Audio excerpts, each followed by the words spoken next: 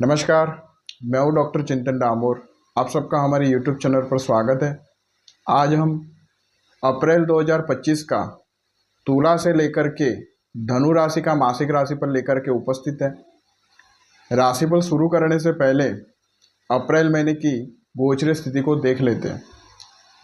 इस महीने चंद्रमा अपना गोचर वृषभ राशि से प्रारंभ करेंगे।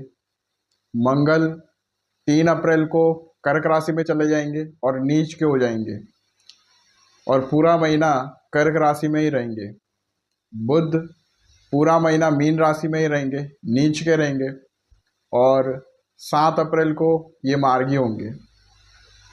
बृहस्पति वृषभ राशि में रहेंगे, शुक्र मीन राशि में रहेंगे और 12 अप्रैल को ये मार्गी होंगे।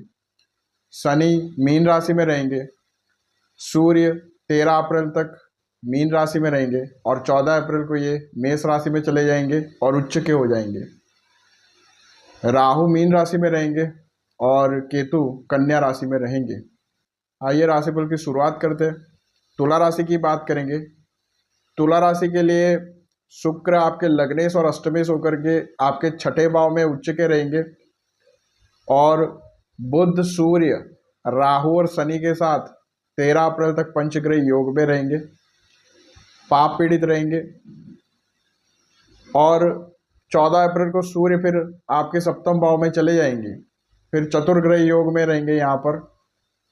यहाँ आपके लग्नेश पीड़ित है, हेल्थ प्रॉब्लम्स यहाँ पे आपकी बढ़ सकती है। मंगल आपके धनेश और सप्तमेश होकर के आपके दसम भाव में नीच के रहेंगे, तो इस समय आपके करियर में दिक्कतें बढ़ेंगी, काम कारोबार में नुकसान होगा। धनेश होकर के नीच के है, धन का भी नुकसान होगा। इस समय वैवाहिक सुखों में हानि होगी, पारिवारिक सुखों में कमी होगी और कार्य क्षेत्र में आपके वरिष्ठों से आपके संबंध भी बिगड़ सकते हैं। सूर्य आपके लाभेश हो जाते हैं और ये आपके 13 अप्रैल तक आपके छठे भाव में गोचर में रहेंगे और यहाँ पर सूर्य राहु और शनि के साथ, शुक्र और बुध के साथ पंचग्रह युति में रहेंगे 13 अप्रैल तक।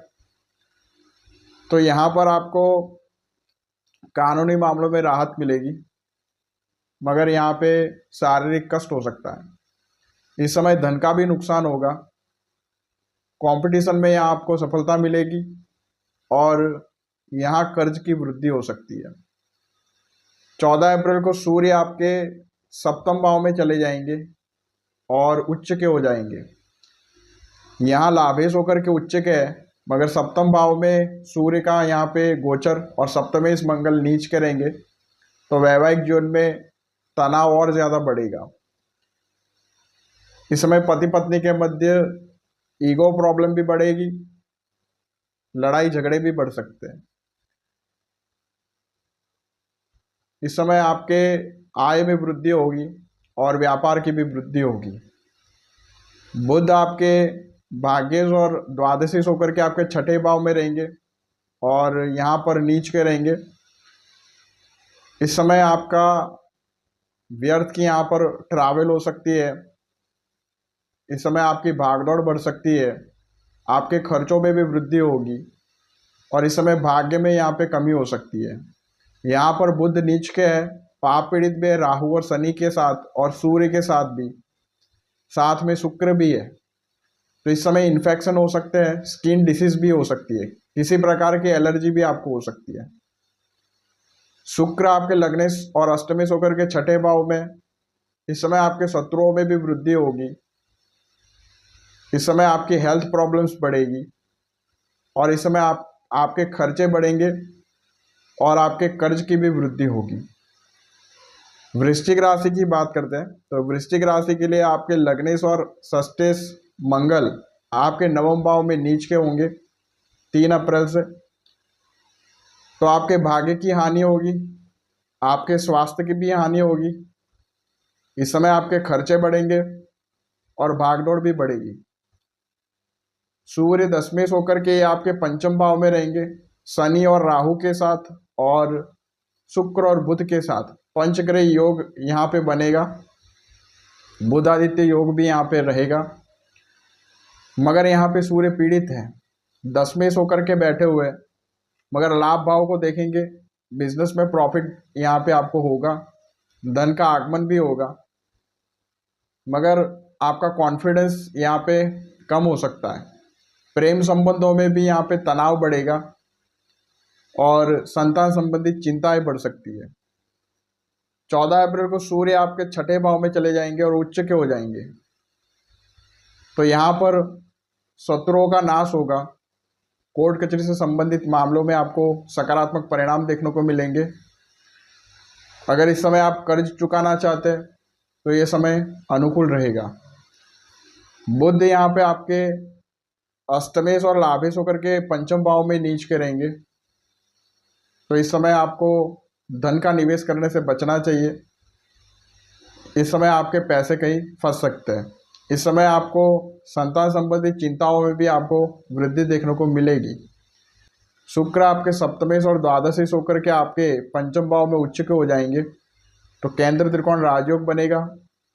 वैवाहिक सुखों में वृद्धि होगी, जीवन साथी का आपको सहयोग प्राप्त होगा और इस समय आपकी आय में भी वृद्धि होगी और एजुकेशन में आपको सफलता मिलेगी। हालांकि यहाँ पर एजुकेशन में आपको इस महीने आपको काफ़ी स्ट्रगल करनी पड़ेगी। शनि, राहु और सूर्य की युति भी यहाँ पर है, नीच के बुध भी है, मगर शुक्र कहीं ना कहीं यहाँ पे उच्च के है और बृहस्पति के साथ राशि परिवर्तन योग में भी है, तो आपको अल्टीमेट सफलता तो मिल जाएगी, मगर आपको फोकस होकर के आपको स्टडी आपको करनी होगी। धनु राशि की बात करें तो धनु राशि के लिए आपके लग्नेश और चतुर्थेश बृहस्पति आपके छठे भाव में रहेंगे और शुक्र आपके षष्ठेश होकर के और लाभेश होकर के आपके चौथे भाव में रहेंगे। शुक्र और बृहस्पति का राशि परिवर्तन यहाँ पे योग बना हुआ है। यहाँ आपके माता का स्वास्थ्य यहाँ पर प्रभावित हो सकता है, आपके स्वास्थ्य की भी हानि हो सकती है। यहाँ पर आपके पंचमेश और द्वादशेश मंगल भी नीच के रहेंगे अष्टम भाव में, मंगलिक योग बनेगा, तो यहाँ पर आपके क्रोध में भी वृद्धि होगी, वैवाहिक जीवन में तनाव बढ़ेगा, इस समय शारीरिक कष्ट हो सकता है, हेल्थ प्रॉब्लम्स बढ़ेगी और प्रेम संबंधों में दूरियां बढ़ेगी। इस समय एजुकेशन में भी रुकावटें बढ़ेगी। सूर्य जो है यहाँ पर नवमेश हो जाते हैं और ये आपके चौथे भाव में 13 अप्रैल तक रहेंगे। यहाँ पर बुध, शुक्र और राहु और शनि के साथ सूर्य की युति रहेगी, बुधादित्य योग भी रहेगा और केंद्र त्रिकोण राजयोग भी यहाँ पे बनेगा, पंचग्रह योग में रहेंगे। माता के स्वास्थ्य की हानि होगी और परिवारजनों से वैचारिक मतभेद होंगे। इस समय सूर्य की सप्तम दृष्टि आपके दसम भाव पर रहेगी, तो कार्य क्षेत्र में आपको सकारात्मक परिणाम देखने को मिलेंगे। बुध यहाँ पर सप्तमेश और दशमेश होकर के आपके चौथे भाव में नीच के रहेंगे और साथ में शुक्र, सूर्य और राहु और शनि 13 अप्रैल तक रहेंगे, फिर सूर्य चेंज हो जाएंगे, तो यहाँ पे नीचभंग राजयोग भी बनेगा और यहाँ पर पंचग्रह योग में है और बुधादित्य योग भी बनेगा। तो कार्य क्षेत्र में तो आपकी उन्नति होगी, व्यापार की भी वृद्धि होगी, मगर साझेदारी के व्यापार में यहाँ कठिनाइयों का आपको सामना करना पड़ेगा। इस समय आपको मानसिक कष्ट हो सकता है। सूर्य 14 अप्रैल को फिर आपके पंचम भाव में चले जाएंगे, उच्च के हो जाएंगे, तो संतान संबंधित चिंताओं में कमी होगी, पढ़ाई में आ रही बाधाओं में यहाँ पे कमी होगी और भाग्य का आपको साथ मिलने लगेगा। शुक्र जो है वो षष्ठेश और लाभेश होकर के आपके चौथे भाव में रहेंगे, उच्च के रहेंगे, मालव नाम का पंचमा पुरुष राजयोग बनेगा, साथ में बुध नीच के नीचभंग राजयोग भी बनेगा और राहु, शनि और सूर्य के साथ युति में भी है, पंचग्रह योग भी बनेगा 13 अप्रैल तक। उसके बाद 13 अप्रैल के बाद 14 अप्रैल के बाद यहाँ पर चतुर्ग्रह योग में भी रहेंगे, तो इस समय आपको सुख सुविधाओं में वृद्धि देखने को मिलेगी, संपत्ति से आपको लाभ होगा और इस समय आपको नए वाहन की प्राप्ति भी हो सकती है और आपके मान सम्मान में वृद्धि होगी। तो ये था अप्रैल 2025 का तुला से लेकर के धनु राशि का मासिक राशिफल। ऐसे ही नई इन्फॉर्मेटिव वीडियोस के लिए आप हमारे चैनल को सब्सक्राइब कर लीजिए और बेल आइकन को प्रेस कर लीजिए। मिलता हूँ आपसे अगली वीडियो में। आज के लिए बस इतना ही। नमस्कार।